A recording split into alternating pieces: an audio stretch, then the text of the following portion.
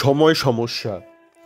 আমি গতকাল ইস্ট বেঙ্গলের বিভিন্ন যে সোশ্যাল মিডিয়া গ্রুপ রয়েছে, ফ্যান গ্রুপ রয়েছে, ফ্যান পেজ রয়েছে, তো এদের লেখা বা এদের আলোচনা অল্প অল্প শুনতে শুনতে একটু বোঝার চেষ্টা করছিলাম যে আহ, সমস্যাটা কোথায়। মানে সময়টা কি সমস্যা, নাকি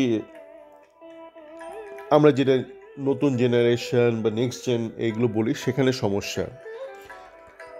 তো আমার প্রাথমিকভাবে মনে হয়েছে সমস্যাটা কিন্তু ঠিক জেনারেশনে নয়, সমস্যাটা হচ্ছে সময়তে।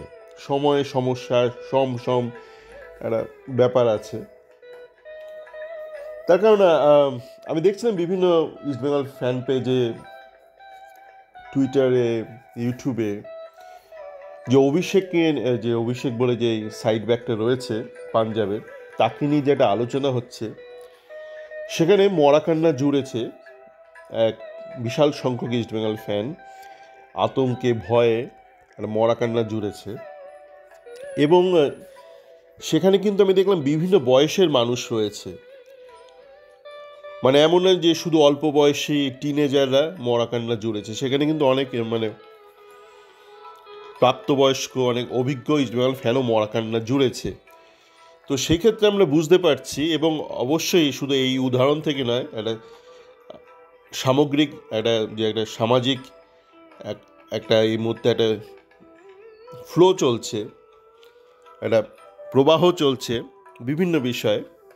সেখান থেকে বুঝতে পারছি যে সমস্যাটা কিন্তু সময়েতে, এবং এই সময়ের এই জাতাকলে কিন্তু বিভিন্ন বয়সের মানুষ পড়েছে, আটকে পড়েছে। আমি অভিষেককে নিয়ে আলোচনা করব, কিন্তু আমি যেরকম করি কোনো ব্যক্তি বিশেষ নিয়ে খুব বেশি আলোচনা করি না। আমি চেষ্টা করি একটা সামগ্রিক একটা একটা যাতে একটা জ্ঞানের সন্ধান পায়, মানে শ্রোতা কিছুটা হলেও পায়, অন্তত যাতে সম্ভাবনা থাকে। সবার পক্ষে তো সম্ভব নয়, কারো কারো পক্ষে যাতে সেটা সম্ভব হয়। তো তো আমাকে আমার আগের অডিওটা শুনে এক পরিচিত এক ইস্ট বেঙ্গল ফ্যান, সে বলল, দাদা ওই রাজুদার পরোটাটা নিয়ে একটু যদি উল্লেখ করো। তো আমি রাজুদার পরোটা নিয়ে আগে শুনিনি, মানে মাঝে মধ্যে যখন ফিডে চলে আসে তখন যেমন ওই নন্দিনীদির রান্না, তারপর ওই সাদ্যবাড়ির রান্না, এগুলো আসতে থাকে।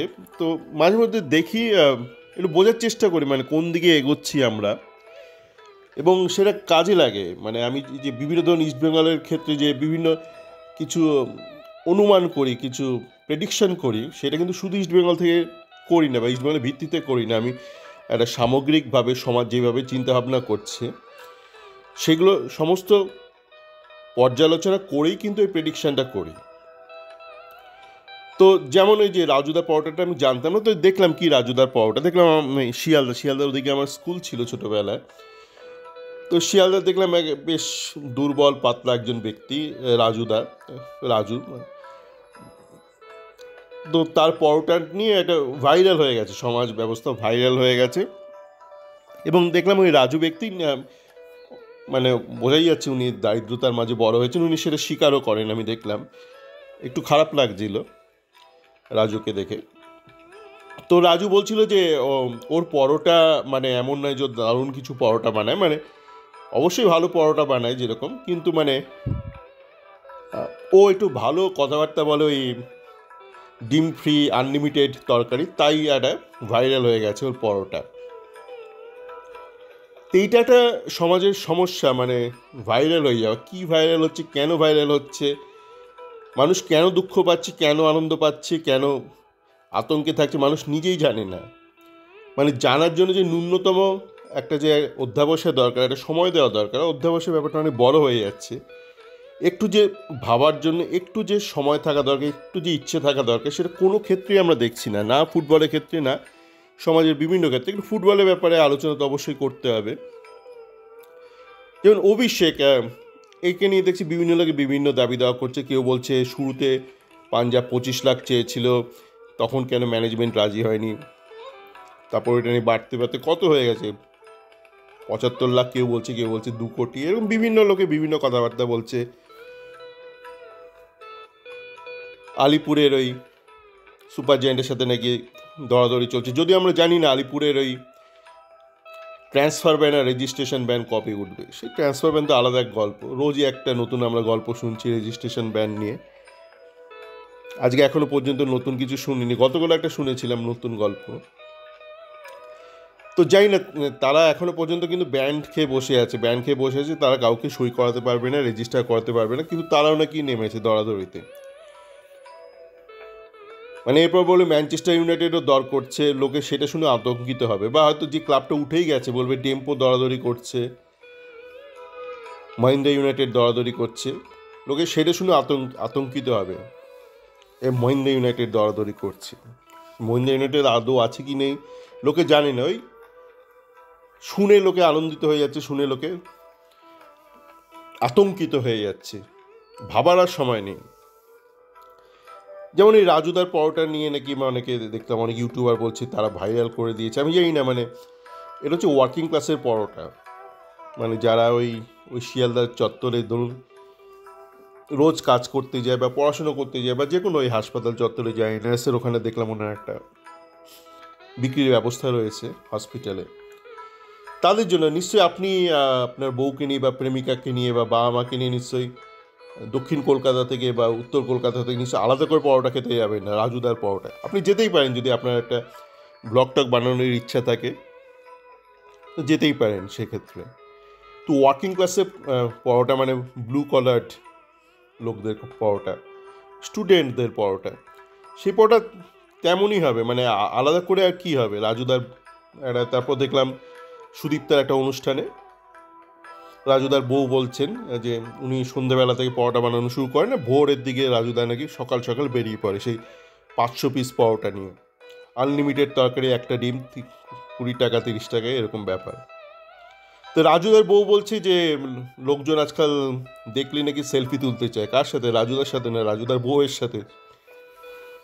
তো একটা সাধারণ একটা পরোটা, এরকম পরোটা অনেকেই বানায়, আমি আলাদা করে কিছু খারাপ বা ভালো বলছি না, বানায় রাজুদা, একটু মজা মজা করে কথাবার্তা বলে, ভদ্রলোক একটু সুর করে একটু কথাবার্তা বলে, তো সেইটা নিয়ে ভাইরাল হয়ে গেছে, সেইটা লোকে দেখছে, পরোটাটা ডিজিটালি কতটা খাচ্ছে আমি জানি না, আর সুযোগ পেলে রাজুদার বউয়ের সাথে সেলফি তুলছে।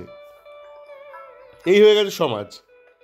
আপনি অভিষেক ধরলাম, ইস্টবেঙ্গল অভিষেককে নিল, একটা রাইট ব্যাককে বা লেফট ব্যাক, বোধহয় এই মুহূর্তে লেফট ব্যাকে তো খেললো দেখলাম আগের দিন, নিল, ধরলাম সুপার জায়ান্ট ব্যান্ড রয়েছে, সুপার জায়ান্ট কিছু হাত তুলে দিল, ইস্টবেঙ্গল নিল, যতই ট্রান্সফার ফি হোক নিল। তো নেওয়ার পর ধরলাম অভিষেক চোট খেয়ে গেল, খেলতে পারল না, তাহলে কি ইস্টবেঙ্গল আবার 9th হবে, 10th হবে?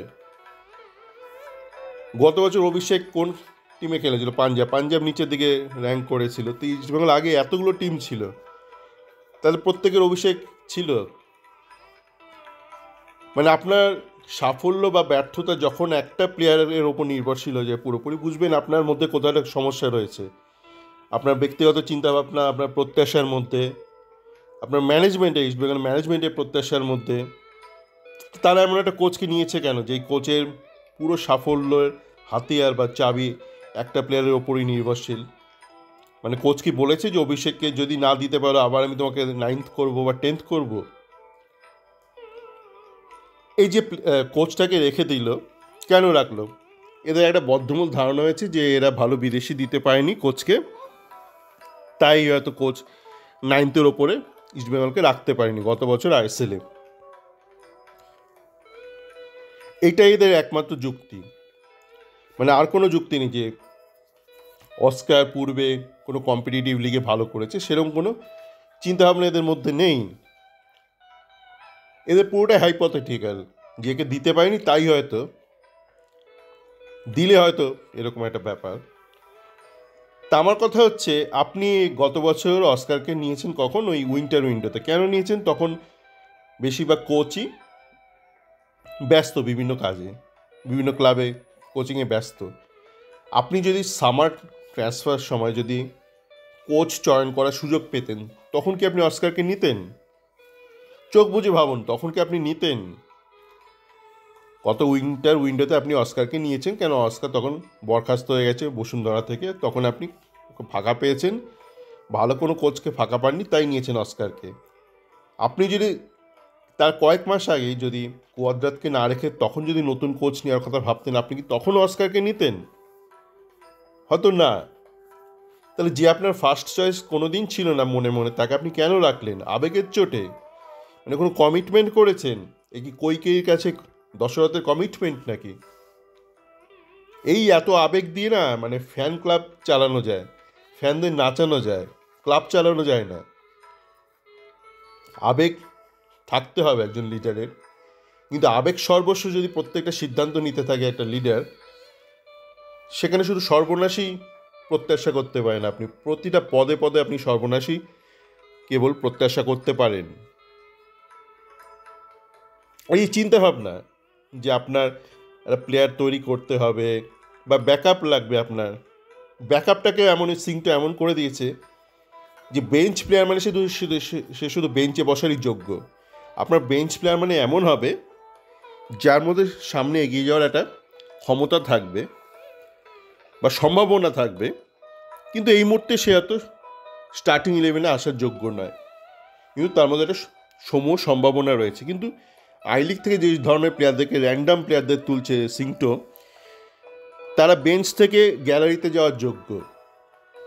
মানে বেঞ্চ বহানোর জন্য আপনি বেঞ্চ প্লেয়ার নিচ্ছেন, মানে তাদের কোনো সম্ভাবনা নেই, তাদের কোনো ভবিষ্যৎ নেই, আপনি এমন প্লেয়ারদের নিয়ে বেঞ্চ বানাচ্ছেন। আমি সাধারণত ভারতীয়দের বিশ্বাস করি না। আমার যে ওয়ার্ক এক্সপিরিয়েন্স সেখান থেকে বিশ্বাস করি না, মানে শুরুতে কাউকে বিশ্বাস করি না।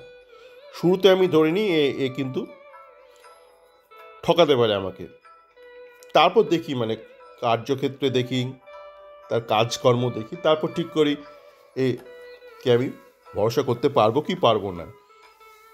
এখনো পর্যন্ত কিন্তু আমি যেসব আই লিগ থেকে ছেলেদের তুলেছে সিংটো, তার ভিত্তিতে ভরসা করতে পারছি না সিংটোকে। আর এই যে চিন্তাভাবনা দৈন্যতা কিন্তু দুটো কারণে, এক হচ্ছে আপনার মধ্যে ক্ষমতা নেই, আর এক হচ্ছে আপনার মধ্যে অধ্যাবসায় নেই বা করার একটা তাগিদ নেই। আমি একটা, আপনারা যারা খুব ইউটিউব হয়তো দেখেন, দেখবেন একটা খুব জনপ্রিয় একটা মেয়ে ইউটিউবার আছে বাঙালি, অ্যামিউজিংলি, ওর ভালো নামটা আমি ভুলে যাচ্ছি, কি সাম বৈদ্য যেন মেয়েটার নাম। তো খুব রোস্টিং ভিডিও করে,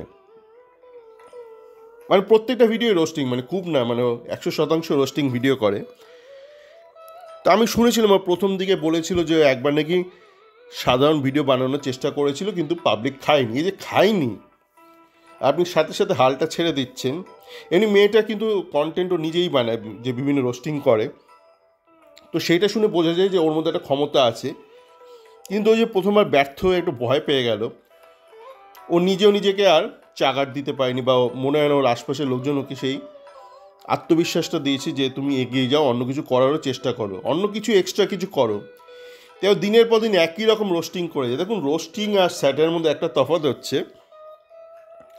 আমিও তো এক প্রকার রোস্টিং করছি, বিনোকে করছি, কর্মকর্তাদের করছি, ফ্যানদের করছি, ফ্যান গ্রুপদের করছি, কিন্তু তার সাথে সাথে আমি চেষ্টা করছি তার মাধ্যমে আপনার কিছুটা যাতে জ্ঞানের উন্মোচন হয়, কিছুটা যাতে আপনি সঠিক পথে ভাবনার বা ভাবার অবকাশটা পান বা সূত্রটা পান। কিন্তু ধরুন এই যে অ্যামিউজিংলি বা এই ধরনের যারা ফুল টাইম রোস্টারে, এরা কিন্তু যেটা করছে, ধরুন রচনাকে হয়তো রোস্ট করলো বা যে কেউ কাউকে রোস্ট করলো, ভালো সেন্সে করলো, ওই 10 মিনিট রোস্ট করলো, আপনি একটু মজা পেলেন, এন্টারটেনড হলেন, ওখানেই শেষ, ওখানেই শুরু, ওখানেই শেষ। আপনার কোনো প্রাপ্তি হলো না, কিন্তু আপনি কিছু নতুন কিছু জানতে পারলেন না। শুধু ওই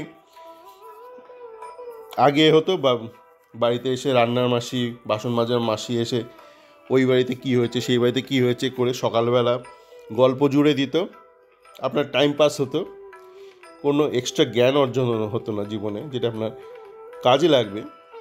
একই কাজ ডিজিটাল মিডিয়াতে করছে, ছেলেমেয়েরা করছে।